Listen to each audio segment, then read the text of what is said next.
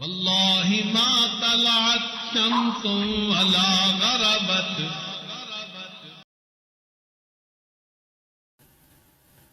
اکثر ہم جب دوائیوں کی بوتلیں لیتے ہیں تو اس کے اوپر لکھا ہوتا ہے کہ شیک ویل بیفور یوز، استعمال سے پہلے اچھی طرح ہلا لیجئے. یہ بات اکثر ذہن میں آتی ہے کہ اللہ رب العزت اپنے بندے کو جب خاص نعمت عطا فرمانے لگتے ہیں تو اس کو جھنجھوڑتے ہیں، اسے اچھی طرح آزماتے ہیں، پھر اس کے بعد اس کو وہ خاص نعمت عطا کی جاتی ہے. اور اس کی دلیل قرآن عظیم الشان.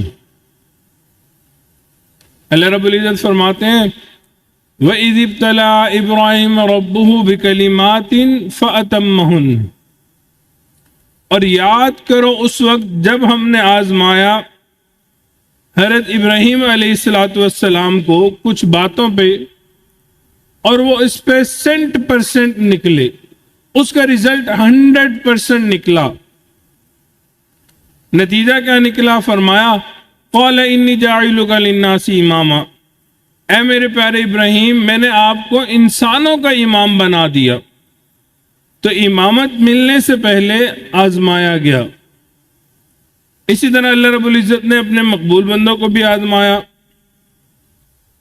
اتنی آزمائشیں آئیں کہ قرآن مجید نے گواہی دی مَسَّتْهُمُ الْبَأْسَاءُ وَالضَّرَّاءُ وَزُلْزِلُوا، ان پہ اس قدر آزمائشیں آئیں، اتنی تنگی آئی، اس طرح ان کو جھنجھوڑا گیا حتی یقول الرسول والذین آمنوا معہ متی نصر اللہ، حتیٰ کہ رسول اور ان کے ساتھی جو ایمان لائے وہ پکار اٹھے کہ اللہ کی مدد کب آئے گی. یعنی اتنی آزمائشیں آئیں، اتنا جھنجھوڑا گیا کہ وہ پکار اٹھے کہ یا اللہ کب آپ کی مدد آئے گی.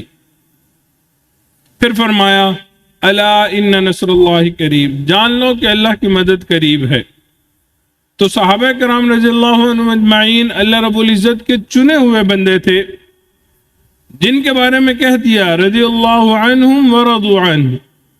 اللہ رب العزت نے ان کو بھی آزمایا اور فرمایا وَزُلْزِلُوا زِلْزَالًا شَدِيدًا، اور ان کو بھی اچھی طرح جھنجھوڑا گیا. اور بات بھی سچ ہے کہ ہم نے چند روپے کی کوئی چیز لینی ہوتی ہے تو ہم اچھی طرح ٹھونک بجا کے دیکھتے ہیں، اچھی طرح چیک کرتے ہیں کہیں کوئی کریک تو نہیں آیا ہوا، کہیں خراب تو نہیں ہے، مضبوط چیز لے رہے ہیں یا نہیں لے رہے ہیں.